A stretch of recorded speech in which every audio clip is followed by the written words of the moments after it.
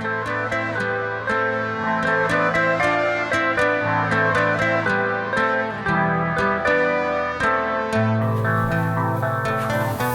welcome to Noel's World of Whiskey, and I think it's time to kind of wander off our last couple of reviews, the topics of, I think it was peated whiskeys from Ireland. Then I was going to work on the non-Islay peated whiskeys, and when I did my research, I kind of refocused. I ended up going a different direction. Kind of went down a rabbit hole and changed directions, and I gave you all the new distilleries since 2000. And it was a bit of a shock to me. A lot of distilleries, a lot of new distilleries. Up to, was it 2023, I had 145 operating distilleries as of this summer. Now maybe there's a few more. That number's probably gone up since then, but it's the number that are in the planning books. There's a pile more in Scotland that are on the planning books. Now there's more in Ireland, Germany, France, Finland, Sweden, North America, Canada here, India, Japan, Taiwan, Korea. Anyways, we're not going to talk about that. It's Glendronach night. We're gonna have some fun, and we're going to drink some Glendronach. And you think maybe I would have gone to Wolfburn, or maybe Arnault, Shetland Real, one of these new distilleries? No, I'm going to Glendronach. I'm going to something I know is not going to disappoint me. It hasn't disappointed me. I've been it's been a very consistent, some are better than others, but it's been pretty consistent. So that's where I am going. It is Glendronach night. So, what have we got new here? Well, I just had a little Allardyce there the other night, the 18-year-old, and that got me thinking, I've got to get another bottle of Glendronach, something different. And now the Allardyce, I'm running out of that, and it's hard to get, by the way. I'm over here in Canada, Vancouver Island. It's not something that shows up very often. It did show up here not that long ago, a few years ago, and I think I should have bought 2 bottles of it. But anyways, we've got here a Port Wood, Glendronach Port Wood. And now Rachel Barrie, that was something that she decided to present, and I've been watching this one for quite a while, reading lots of reviews, and it's contrasting. Majority of reviews are good on this, by the way, but there's a few out there that are they're quite critical. It's what bothers me with some of these reviews is how contrasting. You get 4 or 5 reviews that say it's a nice mouthfeel and creamy, oily, and then I get this very thin in the mouth, and I'm trying to think, what is different about these reviewers, and that's what we're going to find when you read reviews.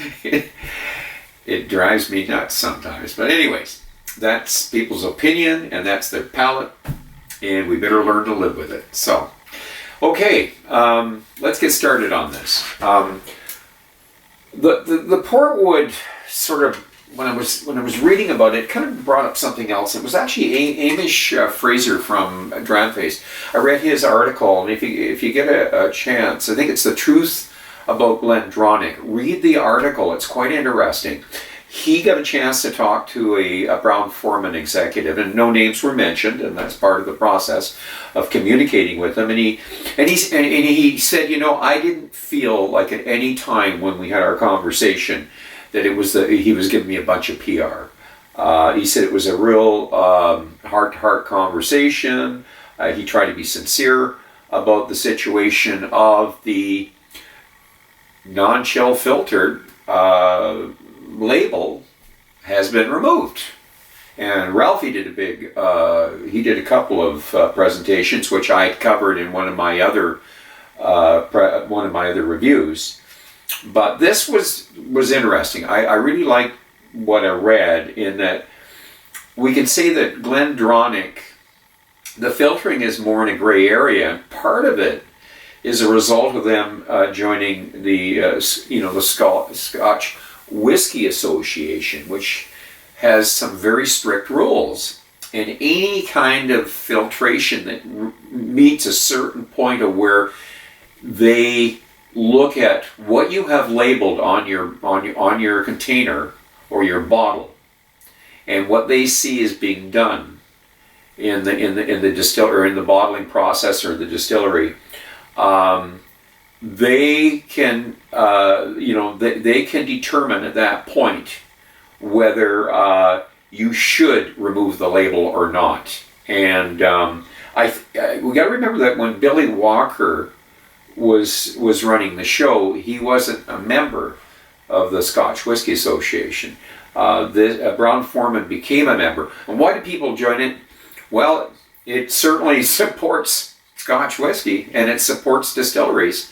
And I've learned that from the lawsuits between Glen Breton back in Cape Breton, Nova Scotia, as well as McMoney's out here in Victoria.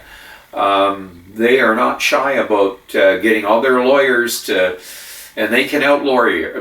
They'll outlaw you right every time. They'll outlaw you, because you know what? They've got the dollars to do it. So if you want to fight them, you got to lawyer up, and you might sink in the process. So the bottom line is that the Scotch Whisky Association does look after Scotland. It looks after Scotch. It's good for Scotch. It's annoying when I see what they did with Glen Breton. It's annoying when I see what they did with McAloney's. Is it fair? It doesn't matter. It's a court system, and it's the law. And if they get sued, somebody like McAloney's, can they afford to fight it? And in the end, he made a settlement. I think he made a smart settlement, because it's not worth fighting it, because it pretty much sunk the original owner of Glen Breton. I mean, it's a very costly thing to fight them. So to meet the standards, that is how that article goes. If you get a chance, please read it, because it talks about this gray area. It's not black and white, this chill filtration. And yeah, I know you listened to Ralphie and a few of the other reviewers, and there's this momentum to stop chill filtering, and some of these companies are doing it under, they're putting the pressure on to get it done, and there is some rationale behind it. In the end, here's how I look at it. I'm gonna open up this bottle. I'm going to pour a glass, let it sit for a while, and then I'm going to have a taste. And regardless of whether it's chill filtered or not, I'm going to give it a mark. And I'm going to either enjoy it or I'm not going to enjoy it. And have I enjoyed chill filtered whiskeys? Yes, I have. Do I think they should chill filter? They should avoid it as much as possible. That's what I think. And I think that they should have two directions to go with it, just like Ralphie does. Go ahead and chill filter that, but bottle a separate batch. We'll pay a little more for it, okay? And that'll be the non-chill filter. So if part of the process is we're going to a world market, and we have to introduce a consistency, and we don't want flocculation or turbidity in the whiskey, I get it. Okay, there's that bottling. Now, bottle something for us, non-chill filtering, and we'll put up with the turbidity. We can handle it. Okay, said enough. That's it. Okay, let's get this show on the road. This was supposed to be Glendronach night, so let's get going on Glendronach night. We'll start off here, and we'd like to get a look at the, let's take a look at that there. There it is. The port wood. And there's always a little bit of flannel on these. It's actually a nice looking container, but there's always a little bit of flannel they throw in it. Of course, Rachel Barrie is the master distiller. And here is the bottle. And it is naturally colored, by the way. So there it is. This was a 10-year-old. This one is, I believe, a non-age statement, but they're saying it's close to 10 years old. That is the inside information I got. So I'm getting some inside information too. So there it is. Okay, I believe Pedro Jimenez and Oloroso casks matured for a bulk of those years, and then the last 2-3 years in port pipes from Portugal. There you are. That's the business. So let's open it up and let's give it a pour. Ooh, that's interesting. That cork was almost off. Wow, I don't know if I kind of pulled it. It's not a real solid cork, but I guess it was being held by thank God they do foil them in there, but it almost pulled it right off there. So anyways, let's pour a dram. Now you know how we do this. We pour a glass, we let it sit for about 15 minutes, and then we have a sip. I'm pouring it in the Trudeau glass. I want it to oxidize and also want a good nose. And I really believe these, the design of these glasses are great for nosing. I get a stronger nose on this than I do on the Glencairn. I love my Glencairns, by the way, but I do get a much stronger nose. Palate's the same, doesn't matter. But this will oxidize faster. Yeah, let's take a look at it. There it is.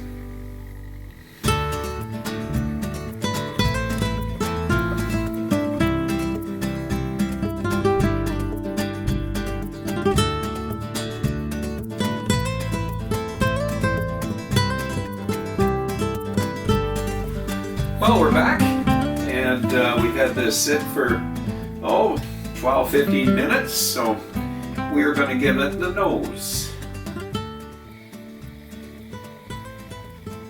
Lots of port, and by the way, port is one of my favorite wines. I love port, and I drank enough of it that I can really I can smell it. There is port.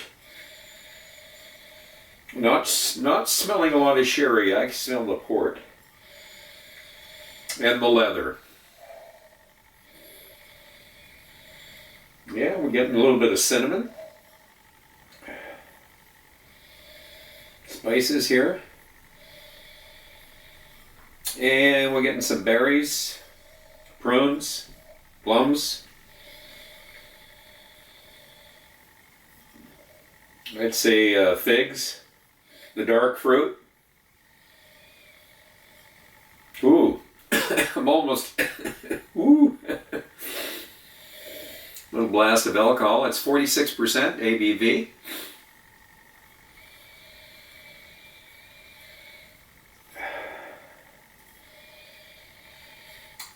Definitely very berry.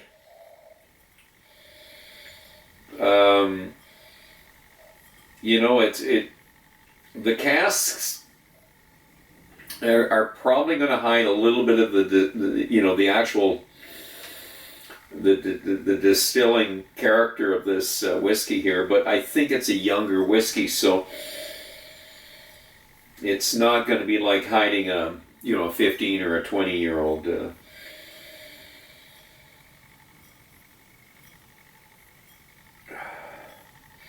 So definitely very fruity, fruit cake, kind of almost a Christmas drink.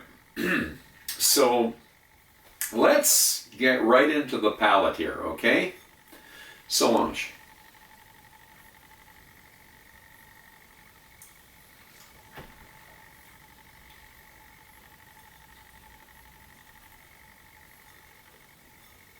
Spice,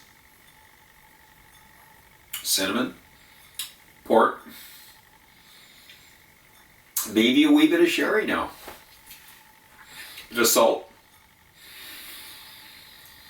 I'm not getting the bittersweet yet that I read in some of the reviews. My palate's probably a little different, but I am getting lots of spices.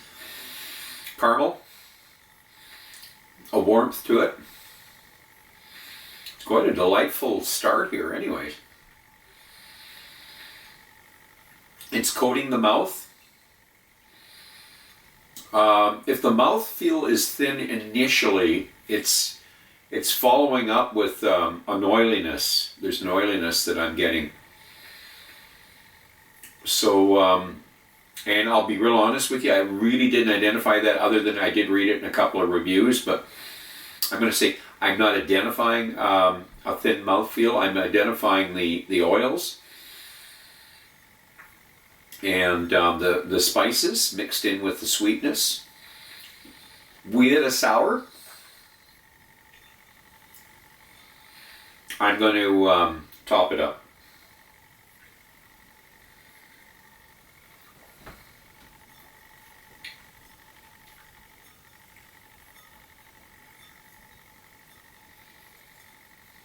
Port. The port is a little overpowering if there is sherry notes there. And it could be their second fill sherry casks, because these port pipes are doing their thing. Wee bit of bitter now, wee bit of bitter, but just enough to make it interesting. Bitter, sour, salt, sweet, caramel. Somebody said it wasn't a complex drink. I don't know. We got a lot going on right now. We've got some layers going on here. You know, I've got a good coating on my mouth. So, the descriptor thin mouthfeel that somebody used, there or several reviewers used, it might be initially what they're getting, but it certainly is followed up by a kind of a creamy, oily coating on your mouth. And it seems to be staying there. Now, I mentioned the leather notes and the aroma in that, and cinnamon in that. Now I'm getting, there's a richness to this, by the way. Certainly that Christmas fruitcake thing is happening. The dark fruits, the dried dark fruits are happening.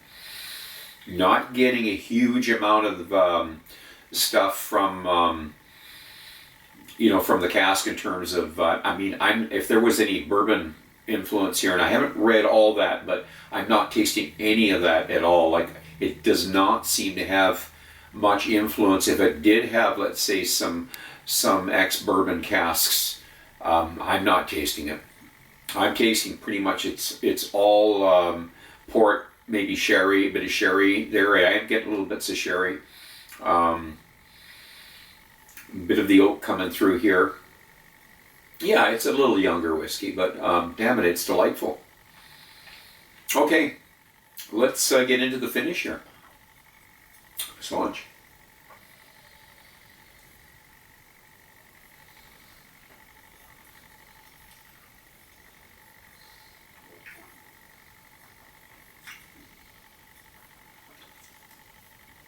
You can tell I'm enjoying this, boy.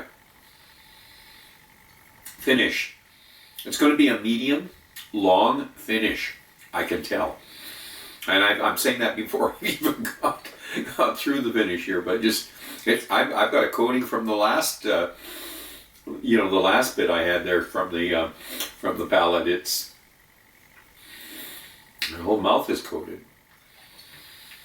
I'm definitely getting a wee bit of sherry now, and the spices are coming on. I would say ginger, orange, a little bit of Macallan stuff going on right now. Almost like a Macallan's finish there, other than we've got this port, which has got just a little bit different dynamic to it than sherry. I've drank quite a few port quite a few port finished. I've got probably half a dozen of them in the cabinets, and I'm going to say that this one's going to be a player. It's definitely going to be a player. It's the youngest one I think I have, but it's interesting and it's delicious, and it's a great introduction into port, because I don't think it's going to displease anybody unless you do not like a port finished whiskey, but I do. So and it's not easy to when you're doing a port finish, you can mess them up quite easily. We've learned that. Not every whiskey that I've got is at I'm going to say is at this level that's been finished, and yet it's older whiskey. Some of them aren't quite where this one is. So Rachel Barrie's done a pretty good job on this. Let's throw a little bit of water in this and see what happens. So I'm saying a lot. I'm sort of I'm jumping through this pretty fast. I'm having fun. I'm enjoying this drink, and I think that most of my friends, when I serve them this, I think they're going to enjoy it too. This is something you take to a party. I think the majority of people, if they're Scotch drinkers, are going to like this, and it's just got the right balance in it, I'm not finding it overly bitter. That one fellow, one of the reviewers said bitter. I haven't found it overly bitter. It is the right amount of bitterness to make it interesting, and it balances out everything. You don't want it overly sweet, but it is a sweet drink, I will say that. But anyways,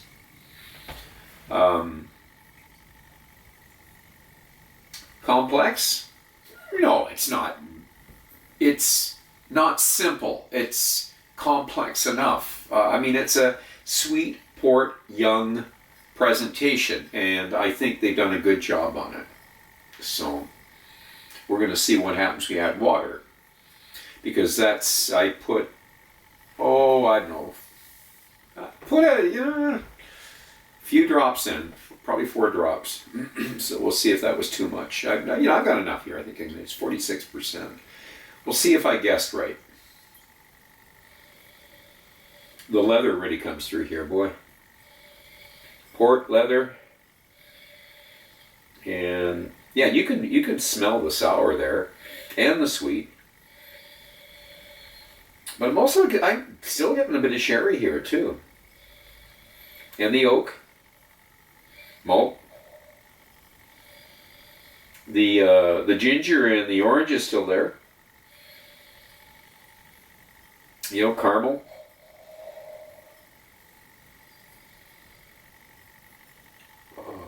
I'm going to say almost toffee. I'm back to the old Macintosh's toffee here. Yeah. Let's see what happens with the palate with water.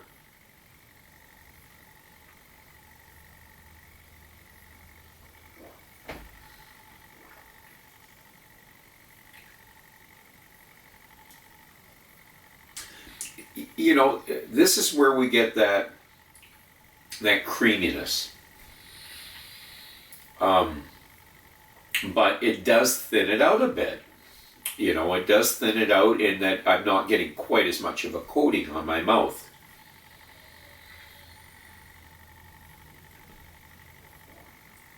But it is sweet. A couple of drops of water doesn't hurt it. Don't do more than a couple drops of water. You can see what I've got here. That's 4 drops. You're probably going to pour maybe a little less than that. So keep it around 2, maybe 3 at the most, 3 drops, and you'll discover the sweetness. You'll get the orange, the leather. You're going to get the cinnamon bitterness, sweet. Not as much salt as it was earlier, but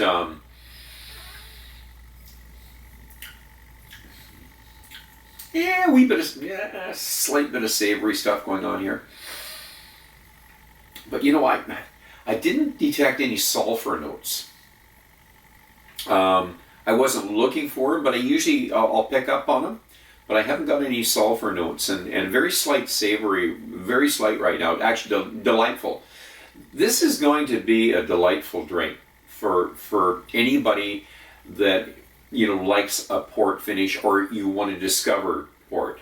This would be a good introduction into port, I think, because I think this is a safe one. I think it's a very safe one to introduce to someone. Experienced, port finished Scotch drinkers, I don't know what to say. I mean, the reviews were mostly in favor of this. They were mostly good reviews, and from respectable reviewers. But there's a few reviewers, and I'm not going to say, I disrespect them. I mean, these are knowledgeable reviewers, but they just went a different direction. But it was a smaller percentage. And that seems to happen with port. I just find port it's a tricky one. I have never read port finished review, where I got consistency. They just seem to wander all over the place, But this is consistent with the majority of them in giving it pretty respectable marks. So I'm going to give it a respectable mark, because I really believe that I think Rachel Barrie's done a good job with it. And, being a Glendronach fan, I don't think she's failed here. I think she's keeping that integrity. I think Glendronach has achieved something through the Billy Walker era, a reputation that made it a sought-after whiskey, and I think she's carrying the flag. She's doing a good job, and this is definitely something I am glad I bought. I am definitely not disappointed. I did pay here in Canada, Canadian dollars, expensive, much more expensive in other parts of the world. I did pay around $135 for it. That's a lot for a non-age statement. For me, because I'm cheap when it comes to non-age statements. And I don't usually buy a lot of non-age statements, but I've got a few. And I've been very fortunate. I've been able to... I do a lot of research first, but I seem to get it right. And this one I got right. So what are we going to do with a score on this? This is an 84-ish to 85, for sure. It's somewhere between 84 and an 85. Definitely. So I kind of noticed from my earlier reviews, I went back about 130 reviews there to look at one of my reviews. I think it was on Bowmore. Just looking at my scores, and I've looked at various others recently. I don't normally look at them, but I was just curious, and I noticed that my scores have been doing this through time. They've sort of, and it's not that the whiskeys have gotten worse. No. I think, relatively speaking, I was a guy that had been into Scotch a long time, like since I was a kid. I'm in my 70s, and it's a delightful drink. I've always enjoyed it. I've wandered away from it and always gone back to it, and know a little bit about it, but I was not a reviewer. I'd watch reviews, but I was not a reviewer. So when I get into reviewing, I jumped into it head first. And, you listen to a lot of other reviewers, and you read up, you research. I'm a researcher. I love researching. I've done a lot of videos in other areas. I do a lot of adventure videos. I've done videos that have actually been very successful, gotten lots of hits, 100,000 hits or whatever. I've worked a bit of television and that kind of stuff. So I'm not totally inexperienced. I am inexperienced at reviewing whiskey. And I think it shows, and I think that I've improved. I've made some improvements. I still need to make improvements, and I think that is how we come up with the scores we come up with. And I certainly would not want to change my scoring system. I want to keep it simple.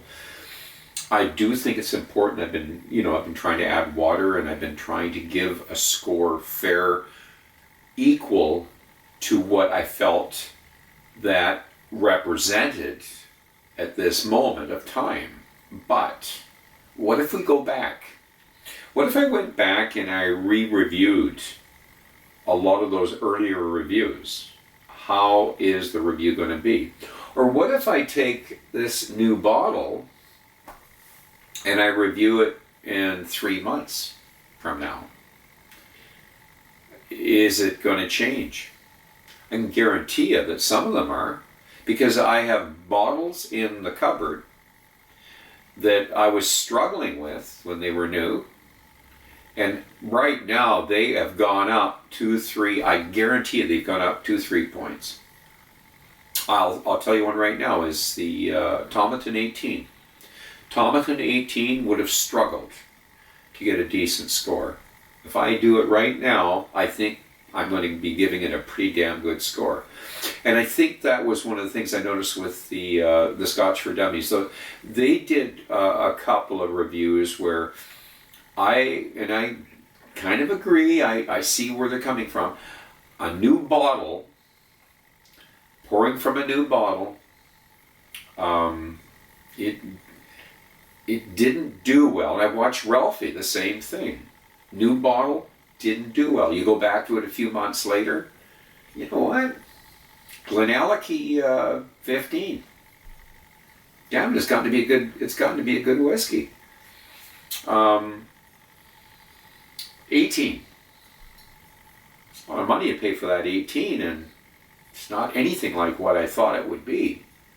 What's going to be like in 3-4 months when we, get it down a bit? So some of these whiskeys, unfortunately, they're just right out of the bottle, they're not doing as well. This one did really well, but some of them just don't do as well. And some of the older whiskeys. When I first did the Old Perth, I think I was 23, 24 years old. I had both the 23 and 24. I struggled a bit with it.